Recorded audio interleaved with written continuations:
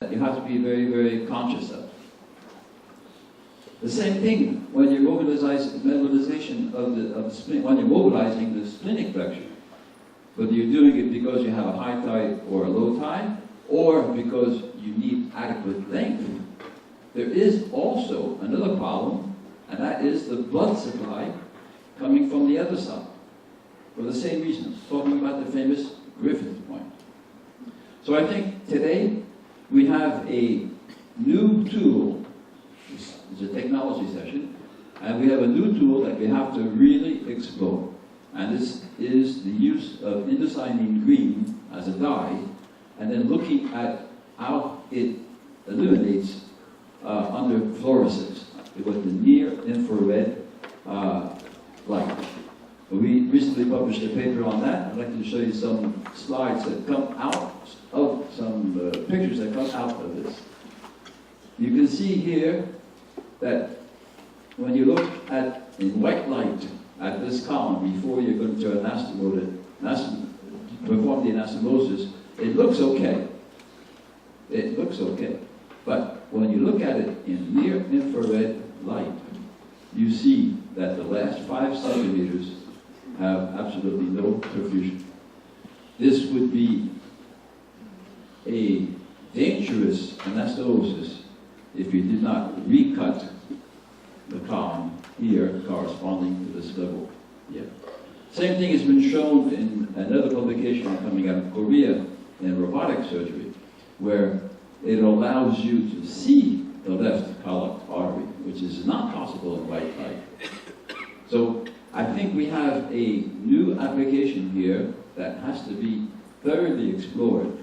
And I'd just like to point out that there have been 2 studies in the United States already called Pillar 1 and Pillar 2, and the randomized control trial was going to be Pillar 3, is going to investigate whether the use of indocyanine green for colonic surgery is a valuable tool or not. And we look very much forward to the results of this study, which should start, if I understand correctly, next year. Another important point that people know, but I just have to remind you of it, is that the lower rectum, for instance, has no serosal covering. And also to remind you that the submucosa is absolutely critical to strength when you're doing an anastomosis. So whatever technique you're using, it's the submucosal layer that has to be purchased in order to ensure the mechanical sureness of the anastomosis. In 2010, there was a publication that looked at all this systematic review of all the different techniques and all the advantages and disadvantages of different ways of performing an anastomosis. Time will not allow me to dwell on all of these, but I'm going to talk as a complement to what you just heard about the stapling. There's a better understanding today because of tissue dynamics that we've just looked at and the staple formation.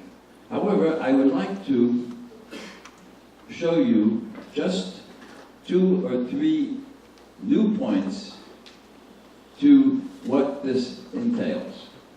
You've heard about the mechanisms of compression and how there's a difference when the jaws close in this way as compared to when they close in a parallel fashion.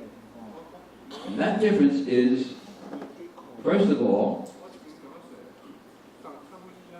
something that we have to consider when,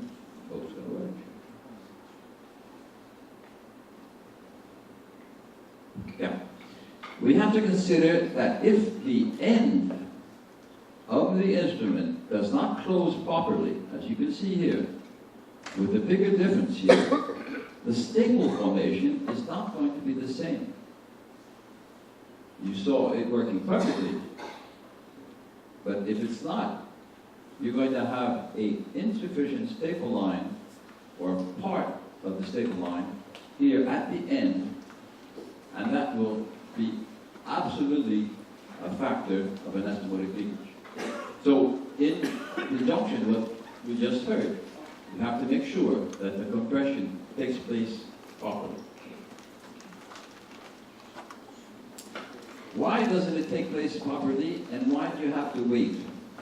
You heard you have to wait for certain reasons, but I'd like to explain two other things.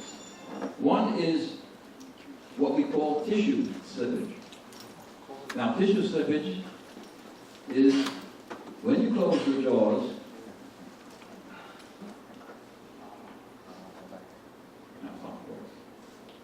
when you close the jaws, what happens is the thickness of the tissue does not allow the jaws to close very equally, and you'll have to wait, as you heard, for the water of the tissues to be squeezed out.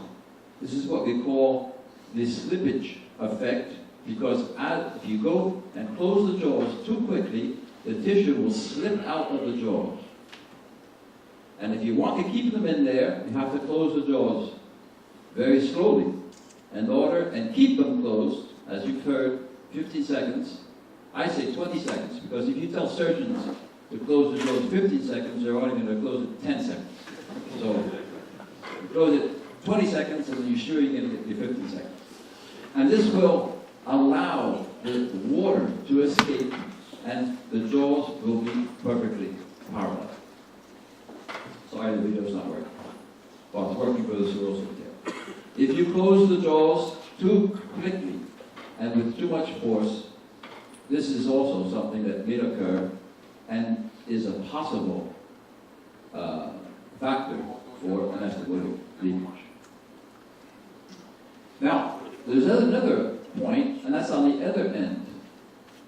That is, it has been shown if you don't fire, you close the jaws, and you do not fire immediately, that the hemostasis is better. This was shown in several studies, and the results are here. As you can see, the longer you wait, well, here we're going 20 seconds, even further than 20 seconds, the longer you wait, the less you'll have bleeding. So the rule is absolutely wait 20 seconds before you fire, 20 seconds after you fire. Time will not allow me to go I'm going to go very quickly on two things, I'm sorry. I'd like to insist on the fact that when you're doing an anastomosis, very often you have to do multiple firings, because the staple length, the jaws of the instrument do not go across the rectum. Maybe because of the angle, maybe because of the distance. And as you increase the number of firings, you increase the rate of fistula, of anastomotic leakage. Why? Most likely, although we cannot prove it, is because you're crossing staple lines. It's been shown that as you do a double anastomosis, the anastomotic leak increases.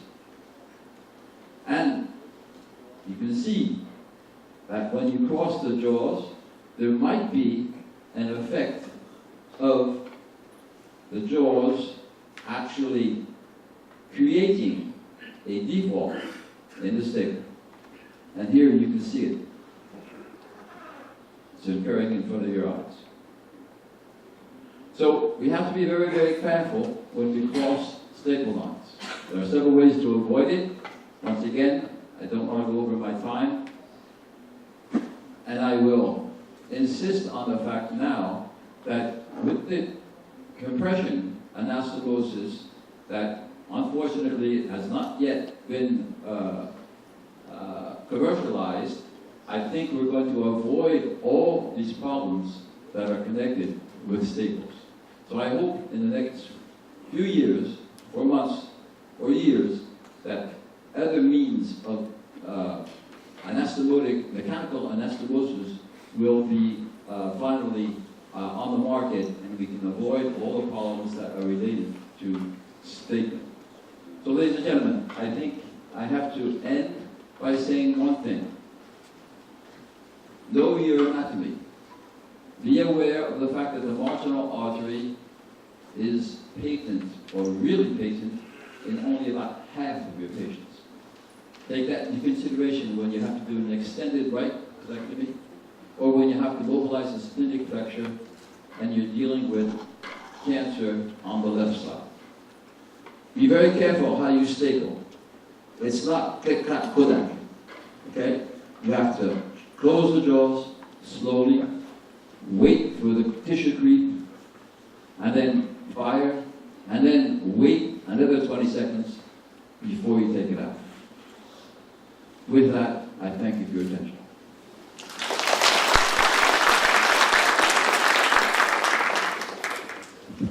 Okay, let's move to the next talk.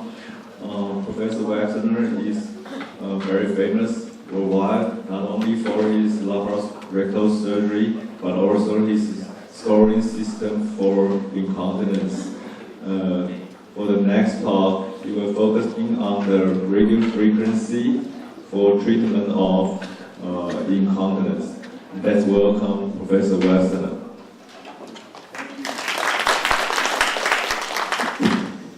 Thank you very much. Thank you to William Chen and the rest of the organizing committee, as well as the Taiwanese Colorectal Society for allowing me to give this lecture today. I'm going to talk about another innovative way of treating fecal incontinence. I work with a variety of companies in the space of incontinence. That's what happens when you try a scoring system. People want to study that, so they come to a happy work with all of them. We know that fecal incontinence is multifactorial, that it's more frequent in women, and unfortunately sphincter repair doesn't always work. I like to categorize the way we treat fecal incontinence into 5 broad groupings. Repair, such as sphincter repair or the Parks-O'Taylor repair. Augmentation, one of the 2 techniques I'll discuss now. Replacement with either native muscle or some artificial substitute, like an artificial valve sphincter or magnetic anal sphincter. Stimulation, which we heard about yesterday, either sacral nerve or posterior tibial nerve, or diversion, creating stoma, or the Roman-Williams Malone antegrade colonic procedure as well. So these are potential options for treatment. Now, radiofrequency was derived from an ear, nose, and throat surgeon from the University of California, San Francisco, named David Utley. And David came up with the idea that through the upper endoscope, he could deliver energy to the gastroesophageal junction, allowing the needles or electrodes to deploy just beneath the mucosa and give a radiofrequency current to help reduce gastroesophageal reflux disease. And there's been a lot of data in the literature, a lot more than there has for Stretta thus far. For example, in 2011, one study, 22 patients with GERD and complete or partial response to proton pump inhibitors. In this randomized trial, patients did quite well using Stretta, using radiofrequency energy for Stretta. Decreased symptoms, decreased gastroesophageal junction compliance, which altered the lower esophageal sphincter neuromuscular function. In the next talk from Dr. Farrell, we'll get into some of these mechanisms that we can infer. But for Stretta, over the course, and that should be 1996, but from 96 to 2010, so over the course of about a 14-year period, there are 20 articles that came out, 2 randomized controlled trials, 18 cohort studies, all of which looked at data very similar to what we look at, instead of anal manometry, esophageal manometry, instead of pH, incontinence scores, instead of quality of life indices for the upper intestinal tract, we have quality of life scores for the lower intestinal tract. And if we look at this systematic review, you'll see that the health-related quality of life, just like we have the fecal incontinence quality of life, significantly improved with Stretta. SF36 physical and mental, just like we use SF36 physical and mental for fecal incontinence patients, also improved. Heartburn score, like the incontinence score, improved. Satisfaction, which is somewhat nebulous, and as opposed to resting and squeeze pressure of the anal sphincter, we have lower esophageal sphincter pressure. So in all of these domains, improvement is clearly noted. That gets us to second. So this tool was adopted in the late 1990s by the company that then owned it out in California, Huron Medical, and it's a handpiece. And at the bottom of the handpiece are 3 openings. One is for water to serve as a coolant, one is for suction to keep the water away from the mucosa, and one is a fiber optic light cord so that you can see through this transparent anoscope. On the anoscope are 5mm markings, so each of these is spots of 0.51, 1.52, and so on.